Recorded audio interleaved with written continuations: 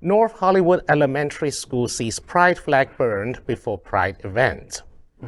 An image, a photo of that flag we were talking about. It is a small one placed inside of a planter outside a classroom.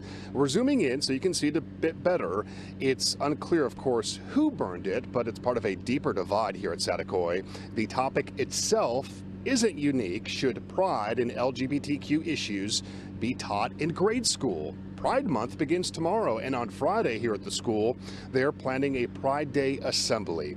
Just days before the burned flag was discovered, an Instagram page was created by a group of parents encouraging other parents to keep their kids home on Friday to protest the Pride assembly.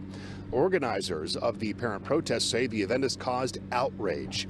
Here at Saticoy, they say it's a large population of Armenian and Hispanic families, many who are Christian and or share conservative values. They don't feel that pride material is appropriate to teach children. An LGBTQ plus pride flag was burned at an elementary school in Southern California this month ahead of a pride event. Police are now investigating it as a possible hate crime. Someone broke into Saticoy Elementary School in North Hollywood during the weekend and proceeded May 22nd and burned the flag. Alan Hamilton, a deputy chief with the police department's Valley Bureau, said that the pride flag was in a potted plant. There was a small potted plant that was set on fire on campus, and the plant had a small 4x6-inch pride flag inside the potted plant container. Both the plant and the flag was destroyed by the fire. Renato Lira, the director of the San Fernando Valley LGBTQ+ Center, said that a Pride Day assembly at the school is scheduled for Friday and that the organization is working with the school and Los Angeles police to make sure students are going to be safe going to school and when they are leaving the campus. June is Pride Month, dedicating to recognizing the accomplishments of and historical discrimination faced by lesbian, gay, bisexual, and transgender communities.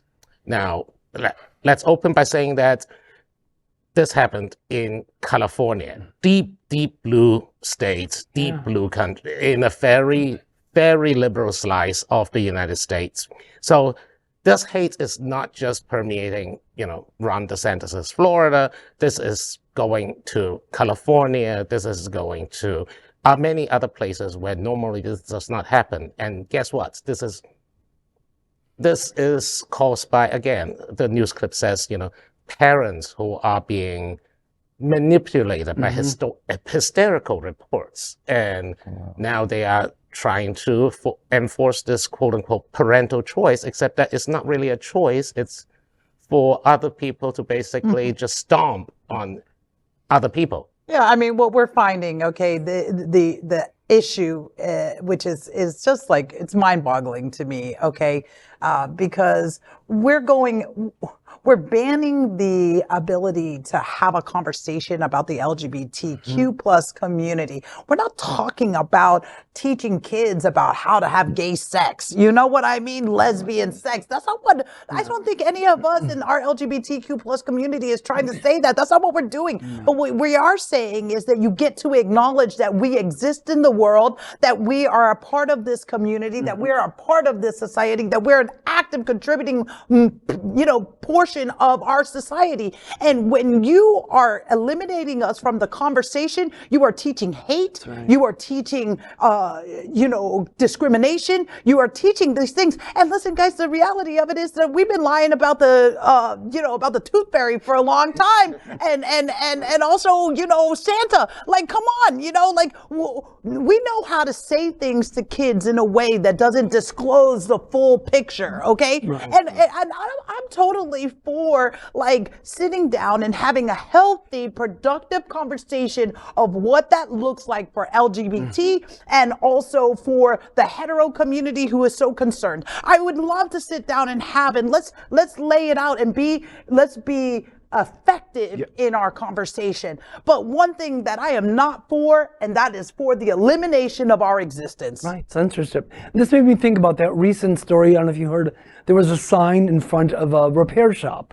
and it said that the owner was bemoaning the fact that Memorial Day that soldiers were only celebrated for one day, and that the LGBT community got to have the whole month. You know why we get the whole month? Because of the abuse and discrimination we've had to endure every day. It's kind of like we're going to war every day on our own behalf. And never mind that, May is entirely like military appreciation month Honestly, anyway. yeah, it is. Right. So the store owner basically just twisted the words so that it can fit his narrative. Yeah, which homophobia. Is, homophobia, and like queer people have somehow are more privileged than others. I mean, the exposure of LGBTQ people to younger people causes the younger people to accept LGBTQ people. Not to be groomed. We're not grooming. We're Now- just explaining. Controversial question.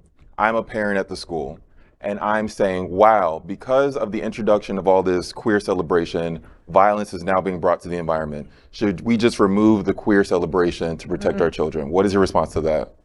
No, we eliminate the violence. Well, yeah, for sure. The violent people, yeah. And and it always goes back to the basics of mental health. That's where we're not getting. A lot of people are not getting those services to really encounter the individual to understand what is really happening in their mind and how they process things. We consume so much bad media these days. I mean, from social media, from bad actors using social media to spread lies.